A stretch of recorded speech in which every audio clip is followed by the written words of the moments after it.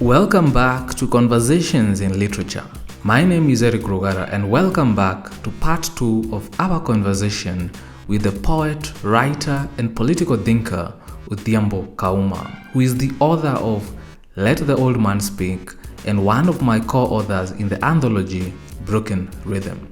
In this second part of a fascinating conversation, Odhiambo Kaumah and I delve into the rise of independent publishing in Kenya, the risks, rewards, and what this means for the future of literature.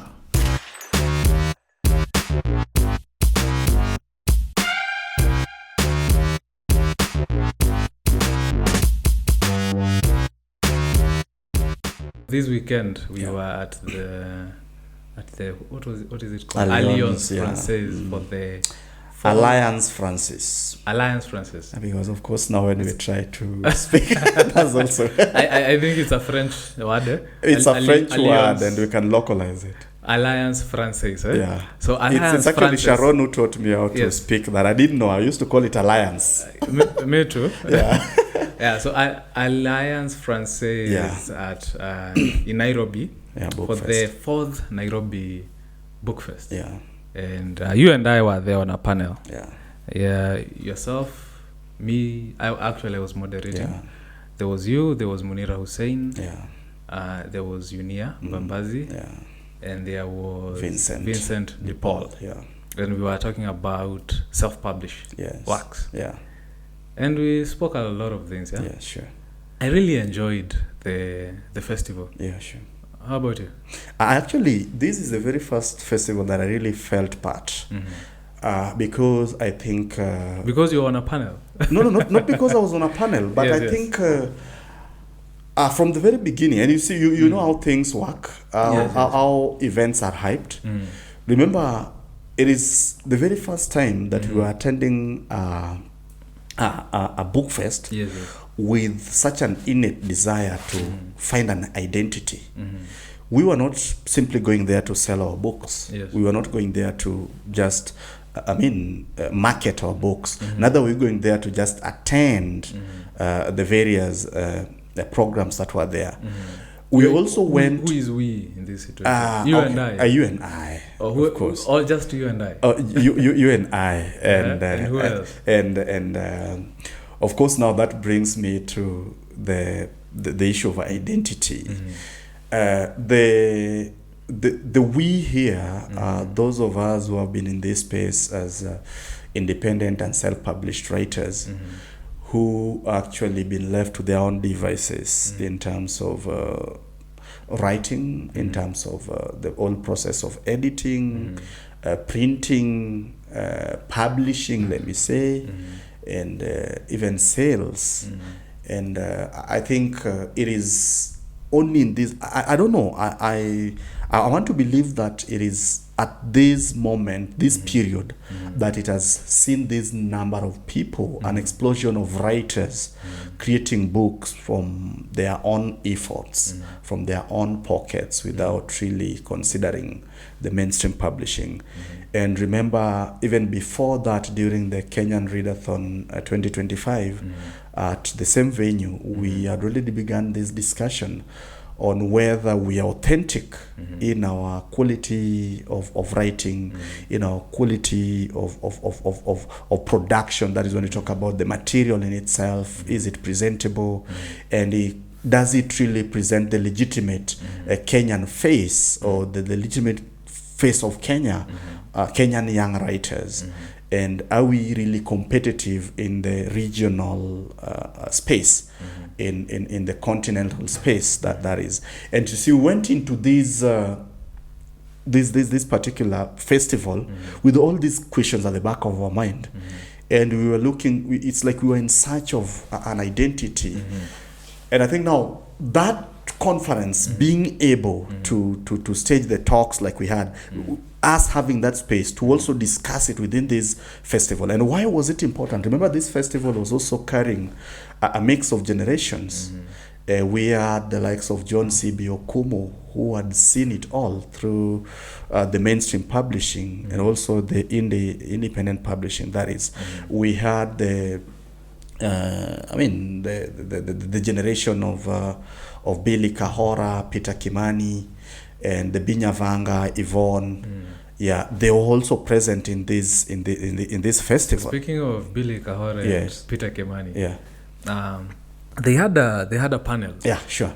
And I saw you Yeah. inside there. You asked a question. Yeah.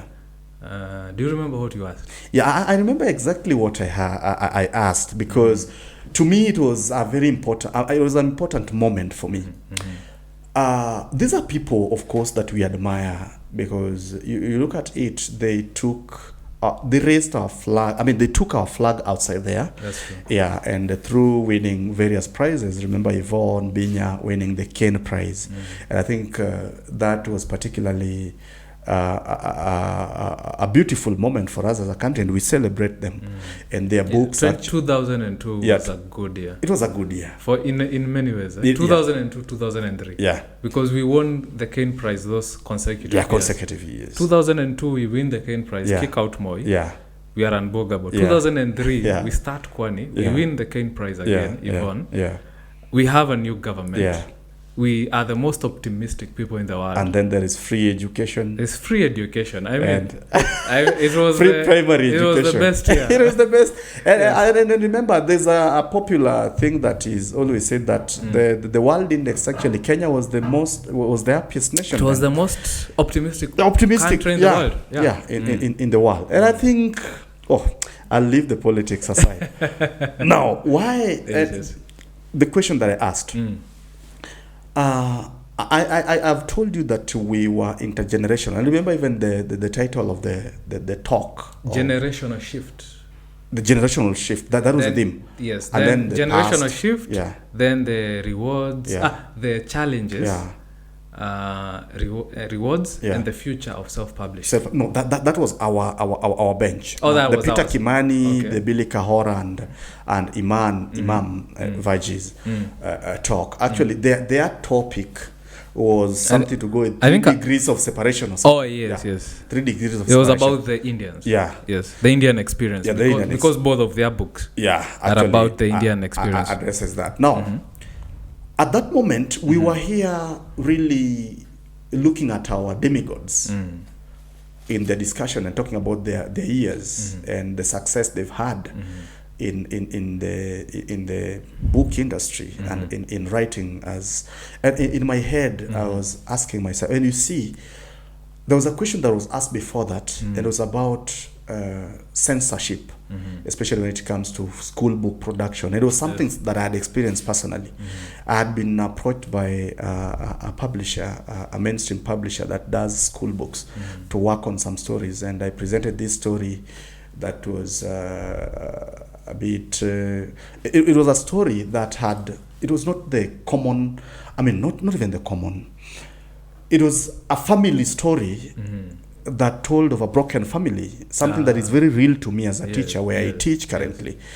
But I was told that is not what the curriculum encourages. The curriculum encourages father, mother, that son, daughter. Yeah. And it was quite unreal for me. Yeah. Being that I'm a teacher. Not that complete families are not real, but to only have books that reflect this. Here was myself being told to write a story of Tom, Mary, I mean, the Mrs. Kamau and Mr. Kamau, which I did. And this is completely different, even to me right now as a teacher, a class teacher actually, who teaches students who actually come from some of these totally not the traditional families.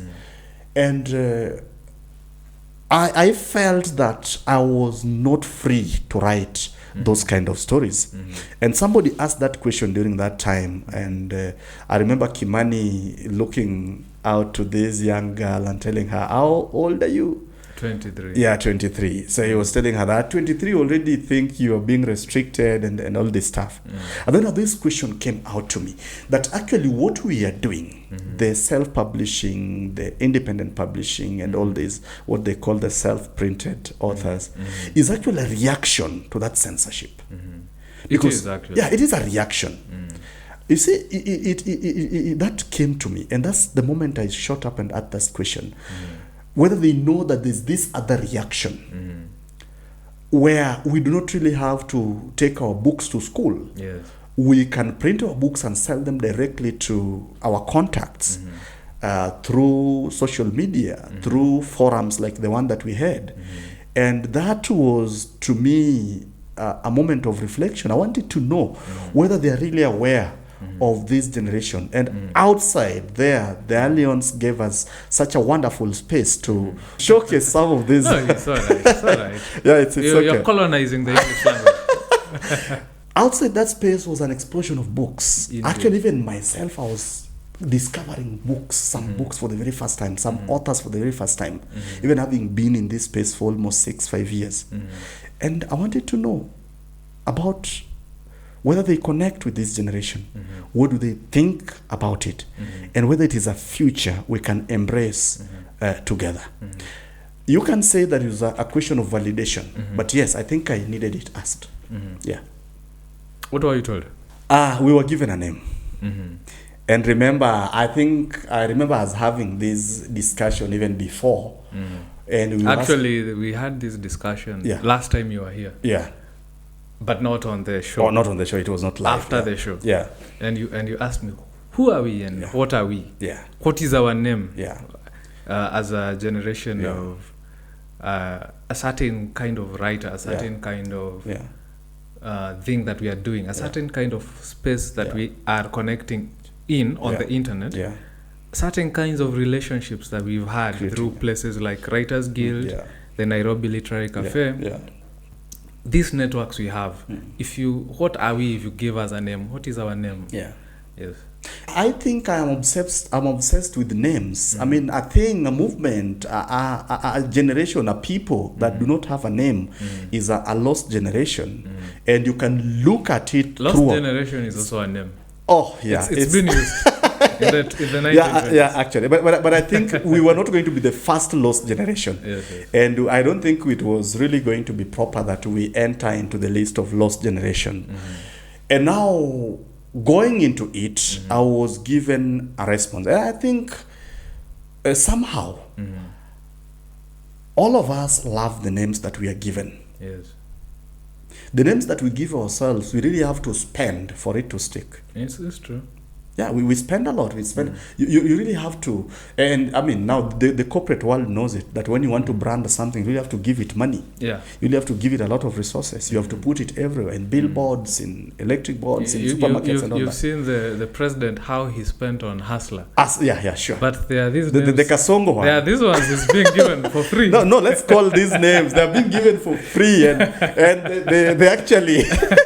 They're actually more catchy. Yeah, they're more catchy. Yes, even the Rigiji and all that stuff. Yes, so I felt that we needed to be given a name, not to name ourselves. And I think we were given a name. And remember, I think it was more like that moment, Peter Kimani, specifically calling us the underground staff, and then correcting himself to say the underground movement. Was teary. No, I think he said underground movement. He did say underground movement, and he said there's something coming in. Yeah. There's an underground movement. Yeah. And he said that it is good. Oh no, that was later in the sentence. No, he says that it is part of.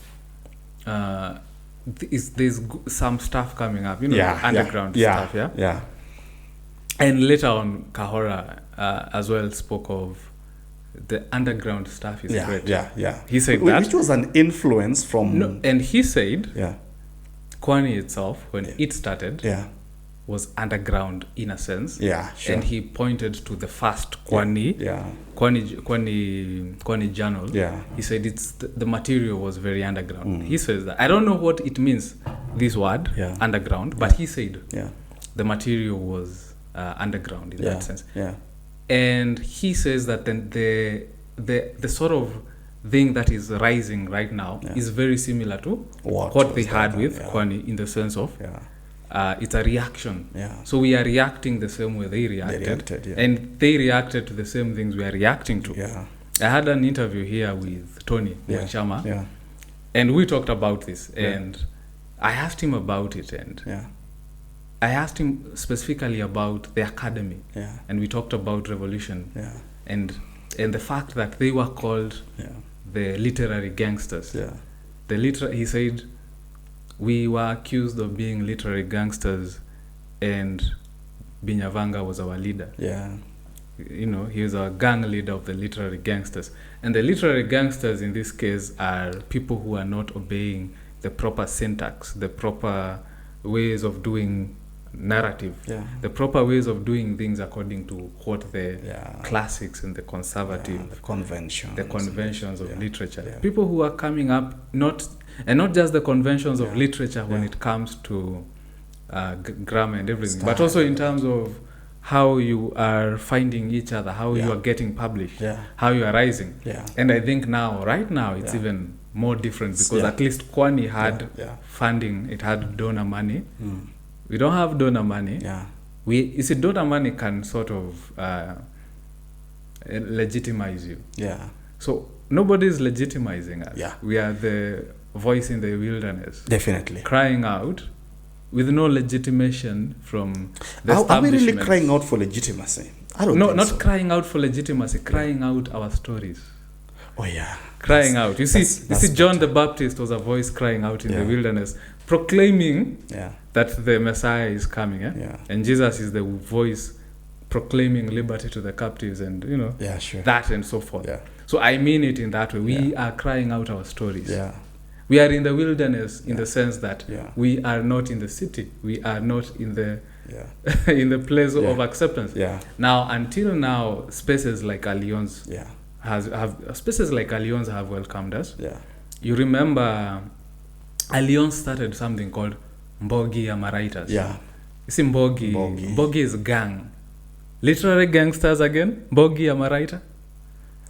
Coincidental, but instructive. Mbogi Amaritas. And of course, it wasn't just self-published writers in Mbogi Amaritas. It was all sorts of writers.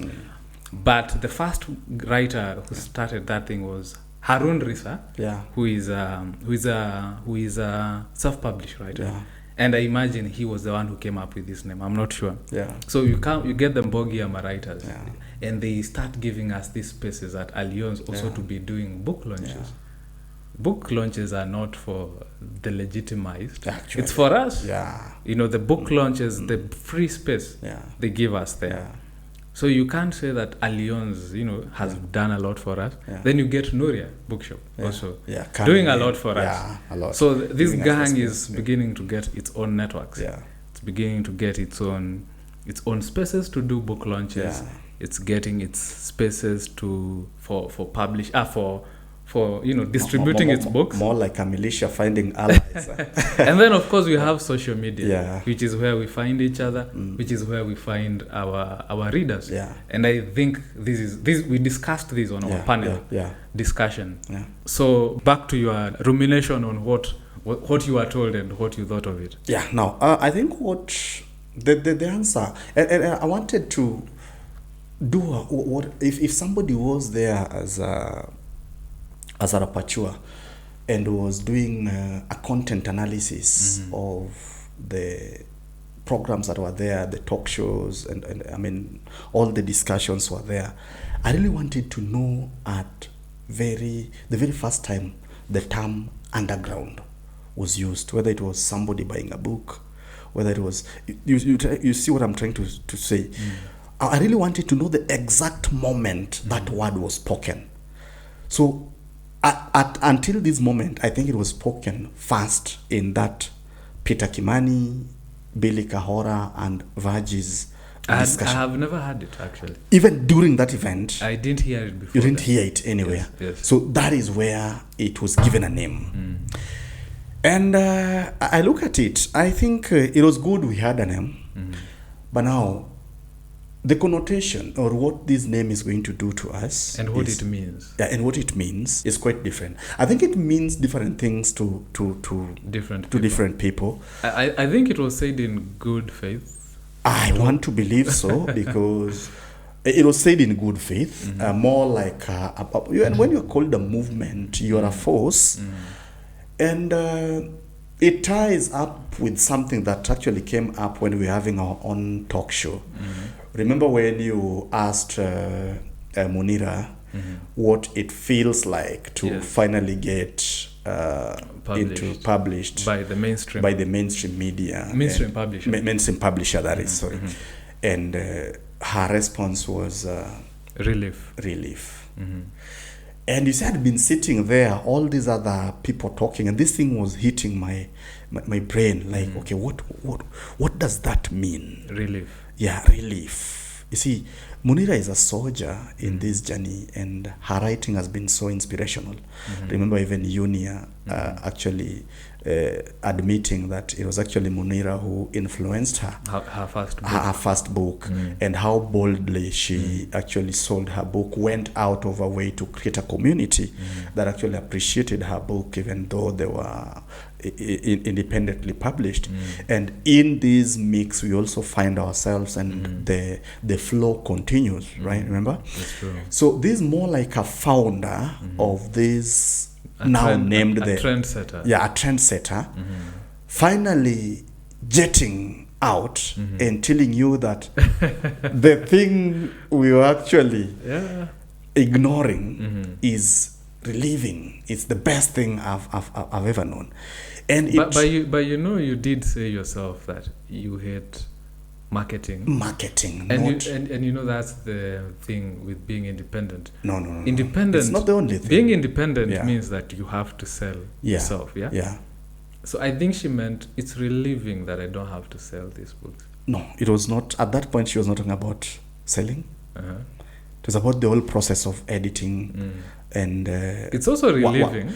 Yeah, it's really. I mean, my challenge was when Tony was here. He told me the writer's primary role is to write. And that's a traditional. So sentence. I do understand why she would be. That's a traditional relieved. sentence. Yes. I mean, that's more like a classical description of what writing is, which is not really much more. It's a truism for our generation, right?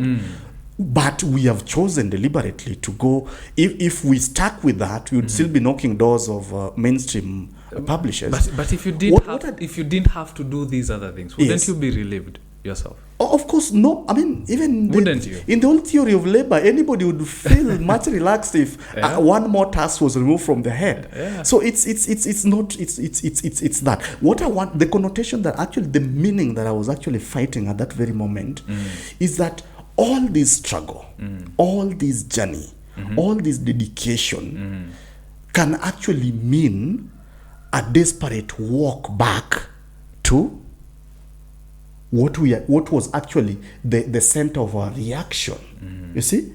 That we are all walking this, hoping that one day... Is it really? Because, you see, the reaction, according to what you said, was the reaction against censorship. And the censorship is local. But the mainstream publisher we are talking about is not local, it's overseas. No, is it really overseas? Yeah, it's also local. It's overseas. I've talked with her. No. I interviewed her. Oh no, the one she's talking about. Yes, overseas. It's okay. So it's not a return to what you are saying, eh? What I meant was, and the perception it could have created, that Eric is here after even working so hard to even secure us a space like this where we can come and discuss this. That as Eric will one day not look for solution within this space to make it more relieving to the writer by creating a team of editors who are actually well endowed enough to give writers a loan on editing, you see? Not to create a team of designers who are well established enough to give writers a loan, a grant in designing, not to create a team of printers, network of printers. How is he doing all these things? I'm talking about us. I mean, yes. How do we do these things while in the space that no, we there's what I'm saying. Yes. We haven't done those things. Is what I'm developing. All right. Now, also to work so hard to create a team of printers who actually can get you your first 500 copies and tell you, Eric, pick 200, go and sell, and then bring back the money. not you depositing the money, printing 500, picking 200 to go and sell before coming back to print. You see that reversed order. And then also creating a team of marketers who understands you, like what Noria does. Noria does not ask you to pay them for the space. They put the books there, they sell, and then pick out a percentage out of the book. You see, that kind of thing.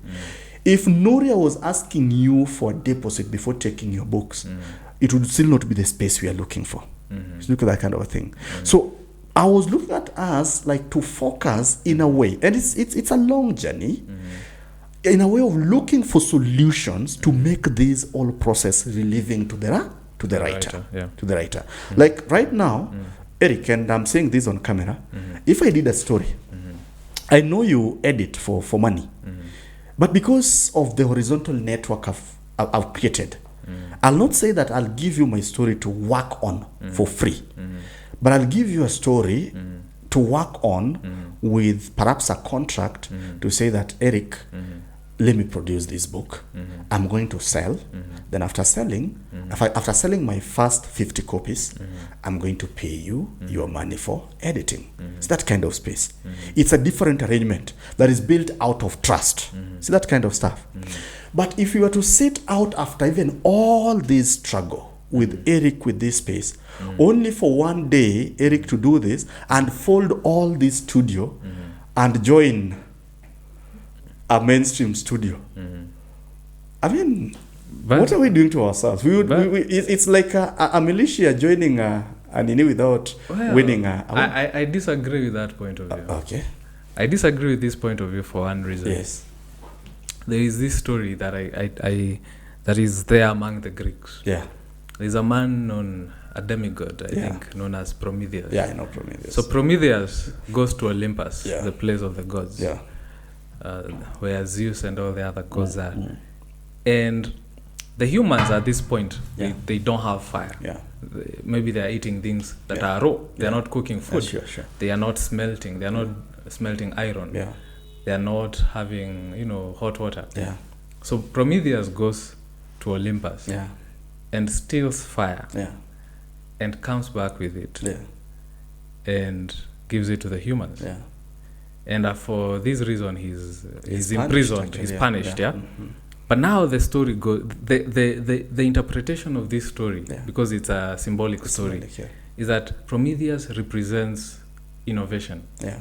It's about bringing something, a product or something to the market, which makes life easier for everybody. Yeah, sure. Or Prometheus represents the person who does something that benefits everybody. Yeah. So you go, there's Tom Mboya. Yeah. Tom Mboya, you are older than Tom Mboya was when he went to the US in 1958. Yeah, that's true. He was 28 years old. 28, 28 years old, he goes to the US. Yeah. And he has been invited, I don't remember the name of the organization. Yeah, and he goes around to universities there in the US. Speaking. And they're actually addressing a rally at the Washington, was it what goes on? I mean, there's So out of that, out of these speeches that he gives, especially the Black Americans, they become really enamored with him, with the idea that they can provide scholarships for students back here in Kenya to go to the US, to US universities and study. Yeah. And they start mobilizing. Harry Belafonte. Yeah. You have I think Martin Luther King was there somewhere. Also part of it. A lot of these people, actors, black actors, black who. Yeah. So many of them, they mobilize. Yeah. And they get like 80 scholarships or something, very many scholarships. Yeah. And then maybe the next year, the money is running out, or in a couple of years or the next year, the money is running out because, they are getting money they get money for the scholarship, but they also need money for the airlift, for the money to fly, and they also need money for, some sustenance and so forth. Yes.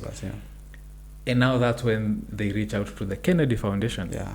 Kennedy Foundation, there's JF Kennedy. This was the Kennedy, but it was not JF Kennedy Foundation. It was the father. It was another name, something Kennedy. Yeah. Fitzgerald, actually. Yes. Not even, it's not the the Kennedy family, actually, if you read the history of the Kennedy family, it's a big family that actually begins somewhere in Europe. Yeah, and it was actually an oligarch in the US. People are mostly familiar with the JF Kennedy because he became the president and then he was assassinated. Yeah, but the father himself was such an oligarch in the US. Yeah. So now the Tomboya, the Kennedys, they donated around $300,000.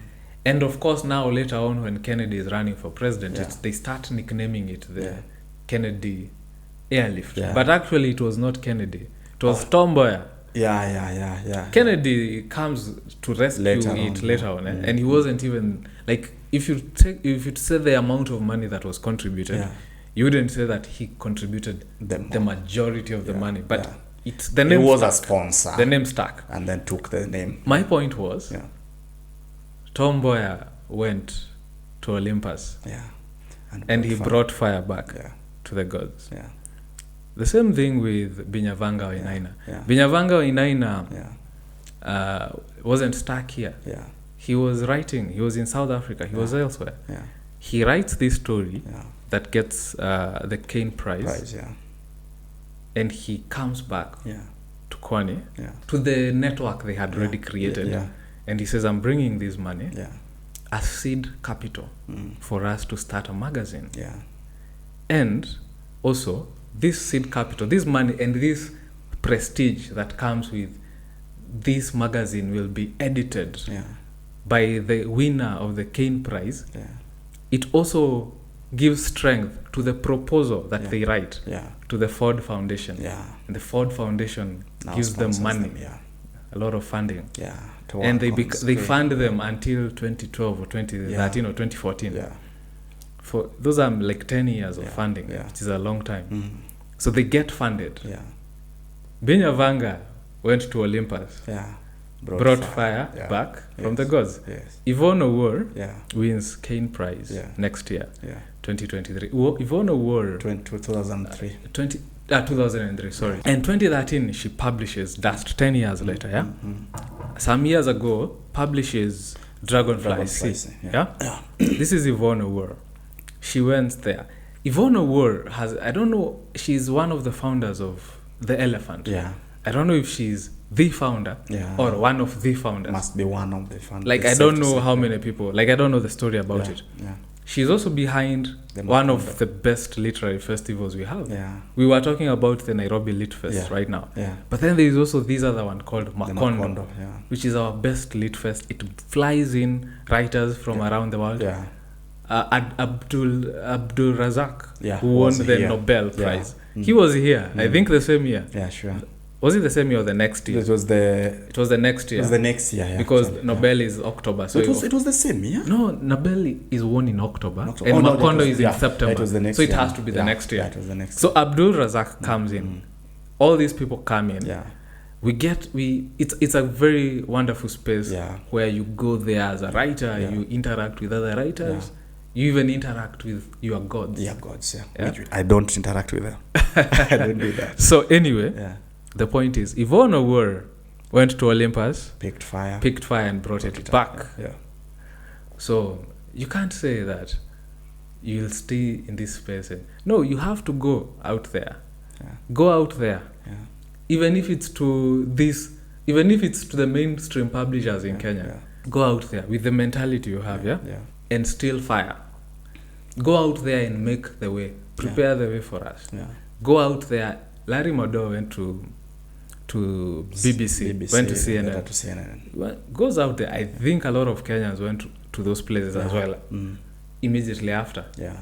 You wouldn't say, oh, he should stay in Kenya to fight the good fight. No, go out there and make the way and come back.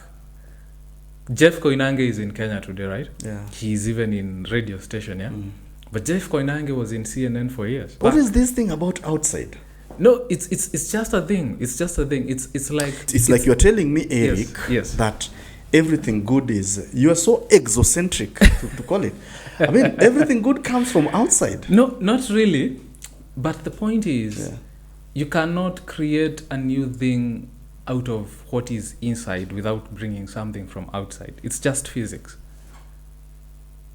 Okay. Yeah, like if you want to create, like let's say you have a seed. Is that a scientific fact? Let's say you have a seed, I'm right? a scientist. Yeah.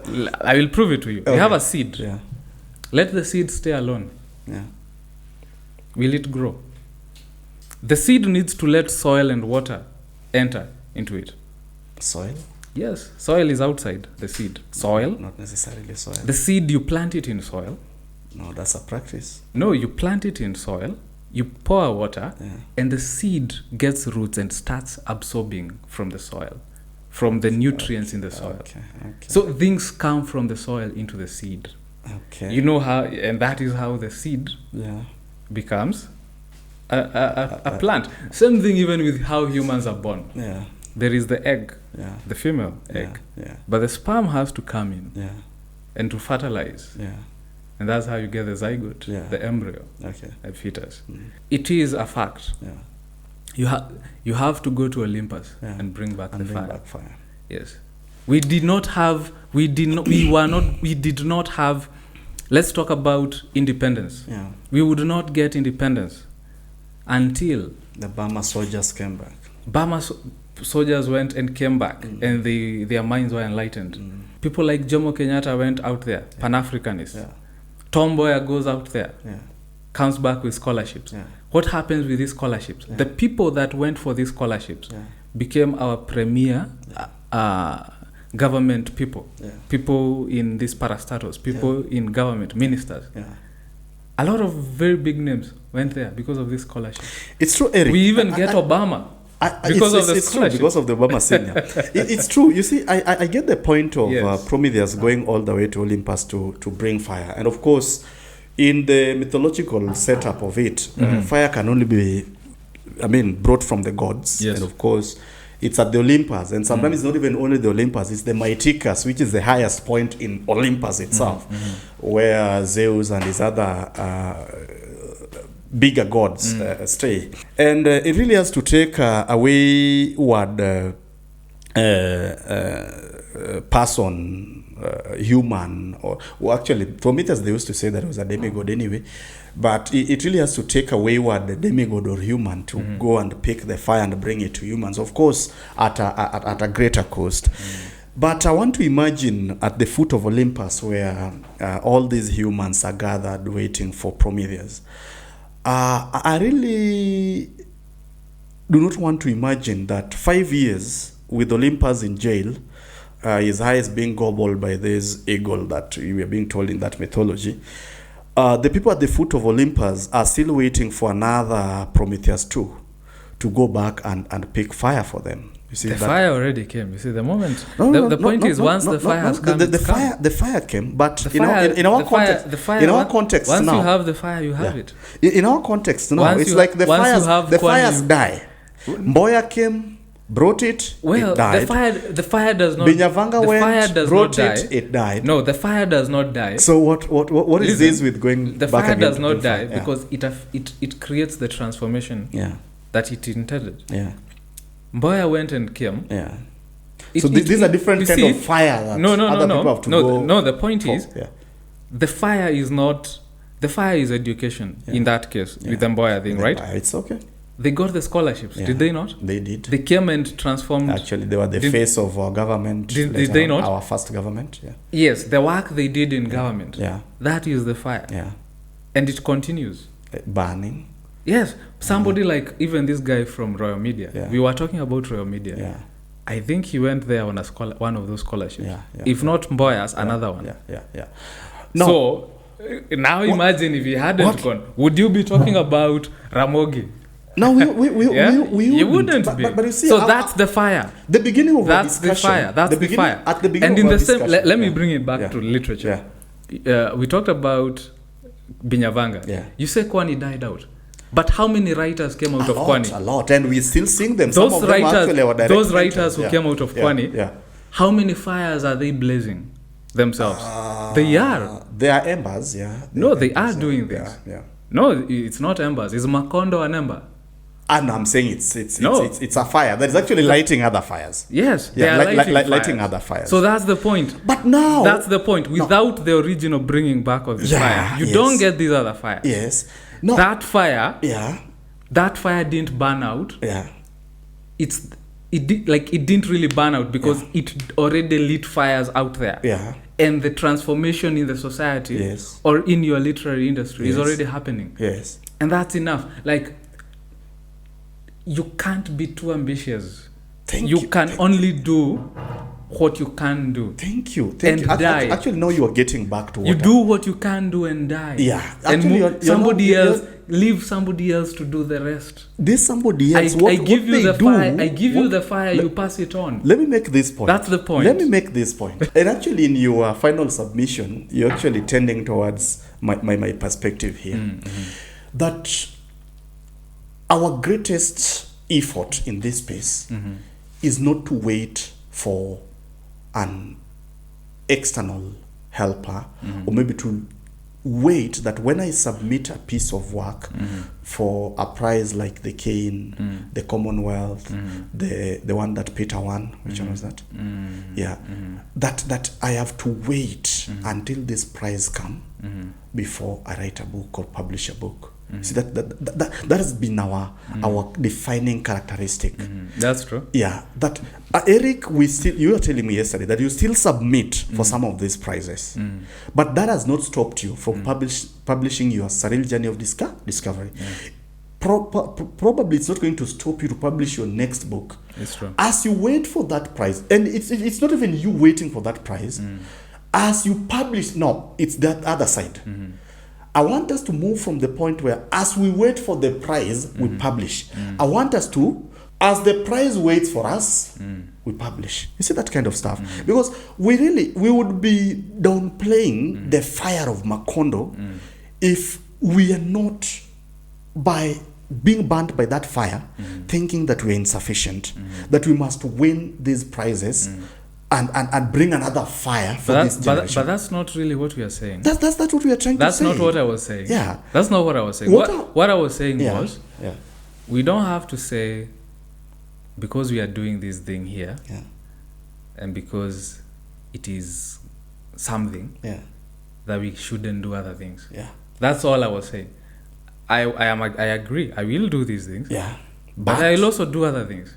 But I will also do other things because whatever succeeds is the one that brings you the fire. Definitely. So this may not bring me the fire. Definitely. Something else may give me the fire. Would you die a disappointed writer? You see, like, if would you die a disappointed writer? You see, like, even this show is just one thing I tried. Yeah, you do. Yeah. It's one thing I tried. Yeah. And so it's wonderful. Yes, I hope you're not sitting here thinking that you're also waiting for other bigger. No, you see the point. You see the thing is, this is it.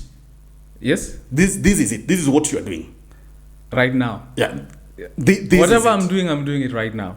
Yeah, and I don't know about tomorrow. And it is here. I don't know about tomorrow.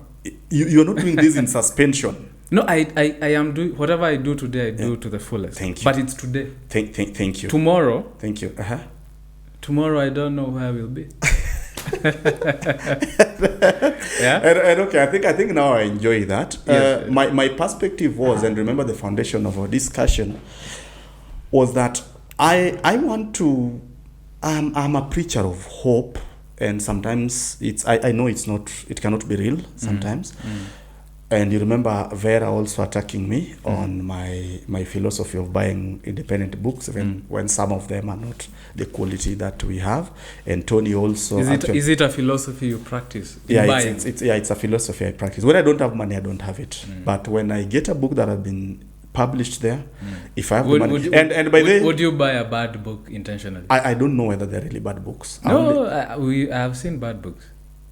I think I have. If you've seen them, perhaps if you were to mention the name, I'd tell you whether I have it on my library. No, there's a book I saw you looking at. Where? At the book fair. Where was that? You remember me defending the book? No, would you buy it? I would buy it.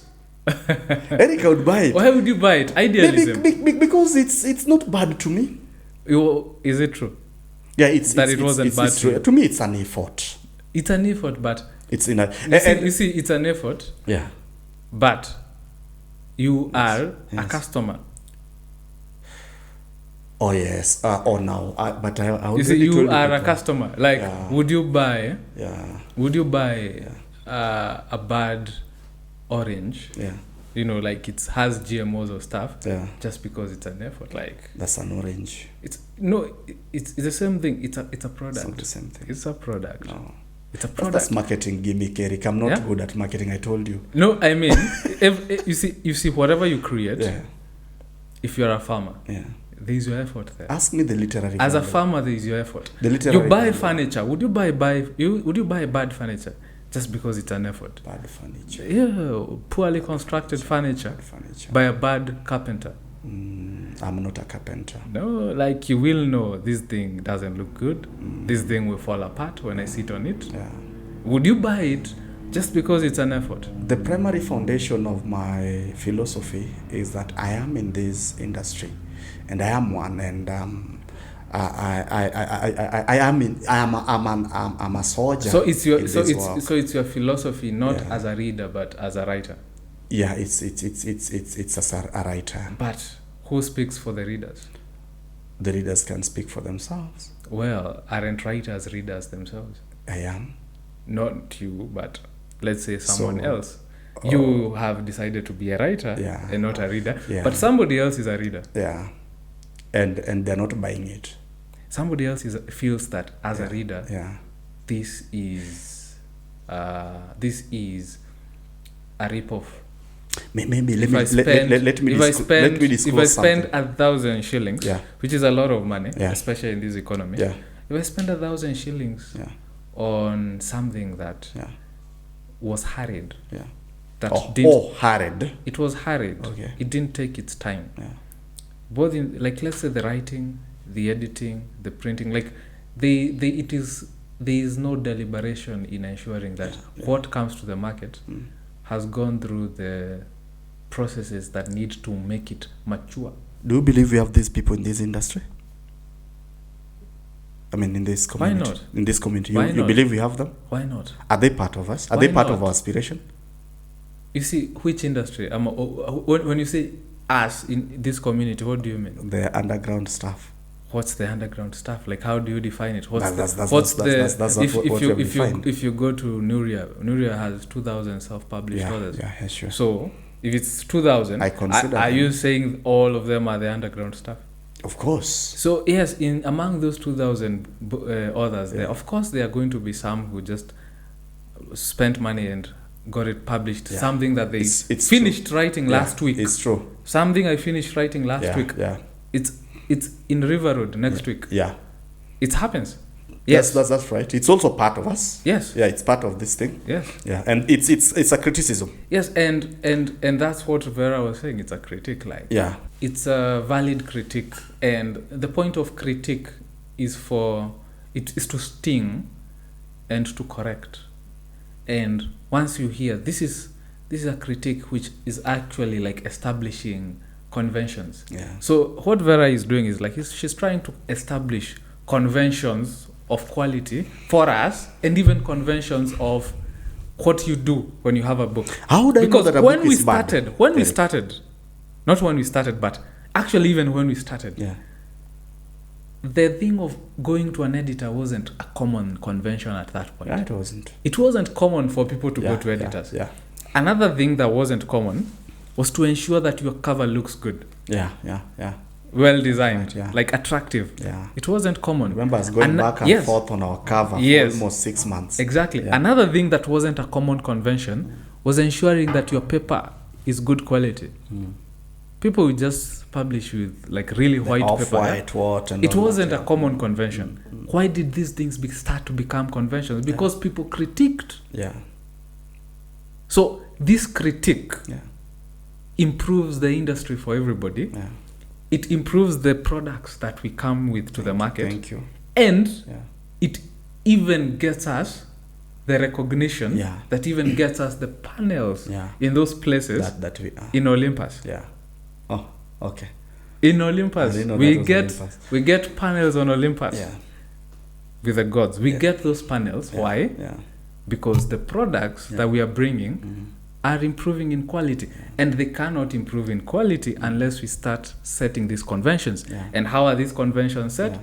Through these critics, because this is an open source sort of thing. There is no publisher. It's just a loose organization of different people, loose network. So the only way to establish norms in such a way is when you start having like taboos. You say it's a taboo to publish a book without going through an editor. It's a taboo to publish a book that you haven't, like rewritten, and it's a taboo to publish a book that you haven't beta read. Like you haven't had somebody to beta read and tell you. It's a taboo to have a book published which hasn't been proofread. It's a taboo to publish a book with a blurb. Make sure being you write terrible. those taboos down and have them. You see, now that is exactly my point. But that is what Vera is doing. She's just defining these taboos. And I agree. What I disagree is you know a bad book if you haven't bought it. Yes. You will know a bad book. How will you know a bad book if you have not bought it? If somebody has to buy it. That is what browsing is for. You browsing what? You browse when you are in the bookshop. You turn the pages. You read the blurb. Okay. So you read the blurb. The blurb is terrible. So you define a book as bad at the bookshop. Yes, definitely. It's meaning to a writer. Listen, if the quality is bad, like if the blurb has typos, how can I expect it to be good inside? You know what I mean? Nuria is good enough to have our books well aerated. And actually you can pick a book from the... Let me make this point. That is not the business model of Nuria. Let me make this point. Yes. That you can get into Nuria and go to a shelf, pick a book and scan through. Read a few sentences inside and know that this book is bad. Yes. True. It's not the same somewhere else. Where books are sealed. So you go to Textbook Center, and let me call that name, for example, and you find a book. It's the same mentality of sales on this street, where a shirt that has been, boxed, encased in a very expensive material is aired somewhere, and the one that is on a hanger somewhere. So now imagine Nuria was supposed to adopt that kind of practice. How many underground books are in Textbook Center? No, let me say. Nuria was supposed to come up with that kind of stuff, where all these books are encased in a very transparent polythene books, and then the only time you really realize that a book is bad is when you have purchased it. Actually, when I go to Textbook Center, I'm always able to browse. I don't know what you're talking about. Browse? Because their books are not encased. I go to Textbook Center here are you in aware CBD. of that practice? It's not there. Where books not encased? not at Textbook Center. At the Inama bookshops in town. I think I've been to bookshops where that at the Inama ones. You see all the ones on the street. Or even the ones on the street, but not at Textbook Center. Yeah. Okay. All the bookshops I've gone to, Prestige Bookshop, you're able to yes, all the bookshops I've gone to. That's what bookshops are for. You're supposed to be able to open the book. You're talking about a library. No, go to because I know you can pass through Prestige Bookshop. I know even TBC. Printers who pack books like that, and some of these books by, let me say, the autobiographies or biographies of some of these. Let me say the political honchos and all that.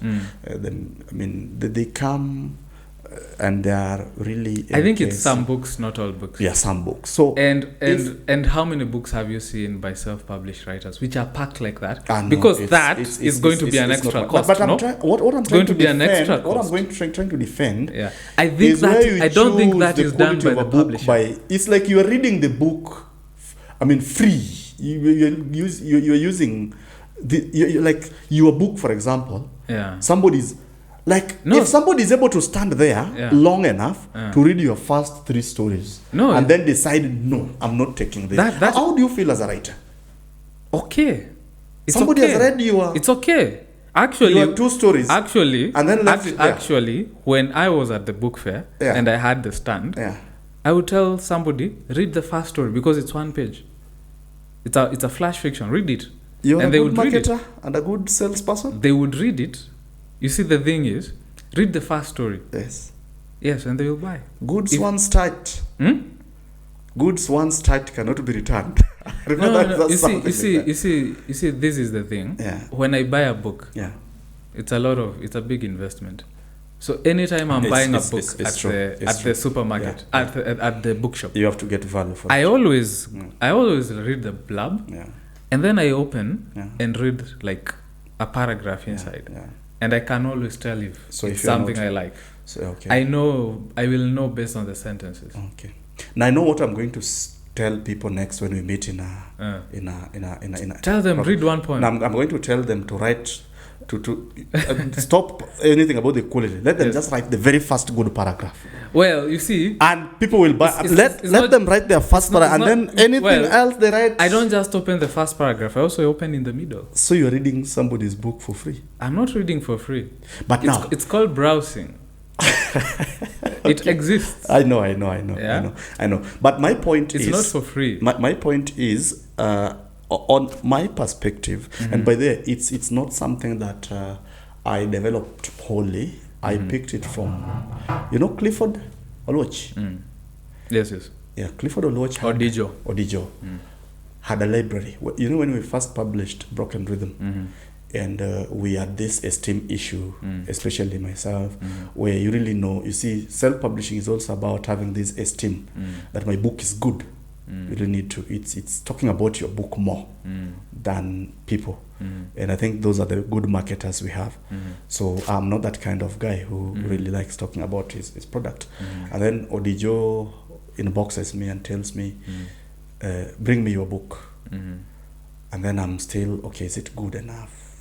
So because his profile and of course now in my profession as a teacher is up there, and he's my mentor actually, an indirect mentor, and I'm not really sure whether I really want to have him have this book. And then I go to him, and now he shows me a picture of a corner of his library that he has, and he's telling me, I just want to buy any book in this space. I don't know whether he's really talked about it anywhere.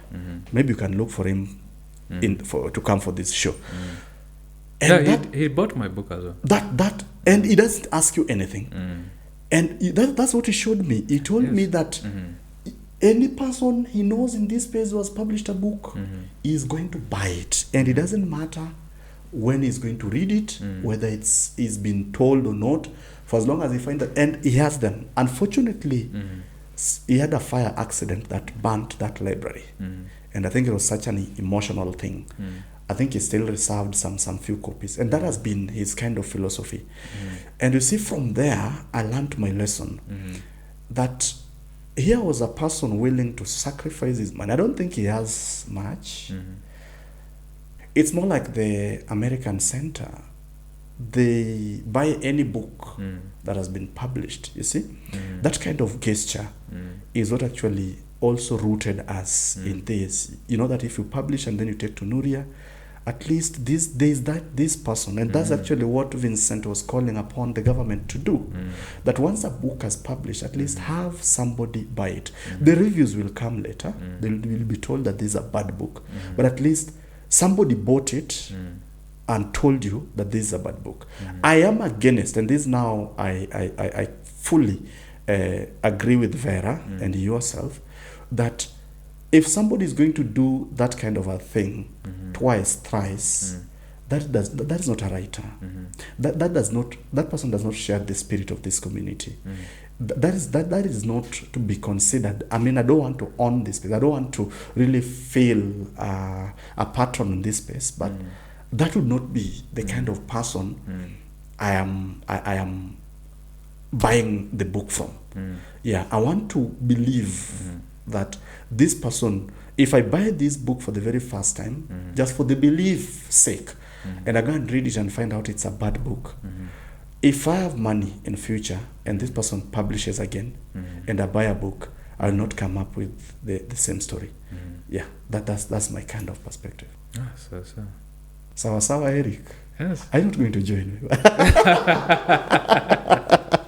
Join me in this philanthropy. No, it's a good idea as philanthropy. Yeah. It's more. But it's not an idea that it's a good idea as philanthropy. Yeah. But I think both ideas are good. Yeah. To go together side by, that thing of the ego and the hook. Yeah. Let the hook patch and the ego patch from a Achebe. Yeah. Like two ideas can coexist at the same time. Yeah. And I think that philosophy could be, it's a philosophy which makes people continue publishing. Yeah. Yeah. But the other one from Vera, it's like quantity. It encourages quantity. Yeah. But then the Vera philosophy, it's like it also brings in the aspect of quality, which is necessary once you start having a lot of quantity. And I remember many years ago, not even many years ago, 2020, as early as 2020, I used to tell people, this is not the time we talk about quality. I used to say that. I used to write that actually and say, what we need now is more books. It's quantity. I think until last year is when I started even talking about quantity. And do you think there are enough books? I think we have achieved I think from definitely. Do you think we have achieved the threshold of quantity that you were imagining? Yes. Nuria has 2,000 authors. It says so. I think 2,000 titles or 2,000 authors. Africans. No. They said so. Yeah. And for me, when I go to Nuria, I see all the books that are there. Definitely. That we are publishing more books today than Longhorn was publishing in its day, or East African. Heinemann was publishing in African Writers Series. We are definitely publishing more books as a movement, as a group, as different people doing their own thing. We are definitely publishing more books than the great big publishers of that time were publishing. How many books was African Writers Series doing per year? How many books are we doing per month? It's a lot. How many books? Like, let's say, how many books have you published in the last 5 years? 2. Just you alone. Me 2. That's more. And more are coming. Right? Yeah, of course. Let's say if I was with Yuni Mbambazi interviewing her, how many books has she published in the last, let's say, 5 years? 6 books. 6 books, That's one person. So definitely we have reached a threshold where we can start talking about quality, and which is why Lexa invited us for that talk about quality. So we can start talking about quality of the books. And then Mwende told me there's also quality of marketing. So now we started that conversation recently at the Alliance, the thing that we did, the panel. The quality, the marketing. So you see, we are increasing these things step by step. Step by step. And even at the Alliance, you remember Vera and Tony Mochama. They had a panel and I was there on the mystique of critique, on criticism. Why? We are at that level where it's possible to start critiquing whatever is happening. And I think you are right that we also should consider quality, and I think there are also other perspective, though it's more of I don't want to call it a complaint or a justification. When we had that talk during the readathon, I talked about us also discussing the history of quality of independent published authors or books, or or self-published book. There's a history. Like when you tell me that in 2020 you're not talking about quality, or maybe in 2020 there is a level of editing we were not able to get to, because even the people we know as editors we could access at that time were not in their game. And that is why we couldn't talk about quality at that time. But now we have access to all these resources. And you'll realize that in 10 years' time or in 5 years' time, should we sit here again to talk about that quality, we will also be talking of a history. We'll talk of this moment as not having been the best, and yet it was the best of 2020. So it's a history. It's evolving. It's evolving, and much of it also. When I hold a book like this, sometimes what I ask myself is how much of the lack of quality in this book a product of a factor of lack of the privilege that I have as a person who has been in this space. Okay. Yeah, I feel you. Yeah, because this, if I pick any random young writer like myself at Alliance, and then I pick a book like this, and then I ask him, who edited your book? And then he tells me someone that I don't know.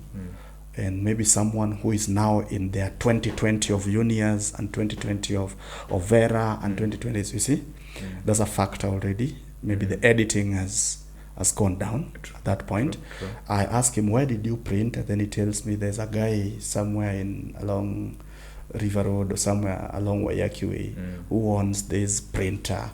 He said he has these papers. So then the printing quality has gone down. Who designed it for you? And then he tells me, there's a friend of mine who is in college. He told me he can do this.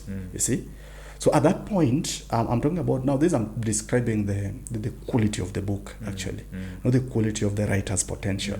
So at that point, the lack of quality in this book is not at the writer's hands. Is also is on inequalities that exist, like what Eric can access in this market, even with what we have right now, is not the same thing as this writer could access. True. So if I pick this book and then I tell him, okay, next time you want to write, maybe perhaps you know Writers Guild, you see, yeah, there's Vera there, you know Yunia, you see, you know Shiko, or you know Billy Kahora, you see. You can make them read your book, and then they'll give you. So like the kind of reflection you had that you're telling me yesterday, that you had been given this response on your on your these conversations you have in your book. Yeah. So when you are in that kind of space, and then you still, I now tell you these people. So when you bring your book next, I think the factors shall have gone down. You should be coming up with a better thing, and that is also the perspective that I have. It's true. Yeah. It's true. Yeah. And the two perspectives will continue to clash. Yeah. And that is okay. Actually, progress. I think it's a mark of intelligence to be able to hold two perspectives At the same time. Yeah. And also, it's the nature of progress. Yeah. That's why there are usually two political parties: the left, the right. Yeah. The left is more liberal or rights based, and the right is more conservative. So it's the left is like, let's change how things are done. Yeah. The right is like, let's keep the way things are done. And the two things are fighting. Yeah. Yeah. Listen. And that's how you get progress from this push and pull.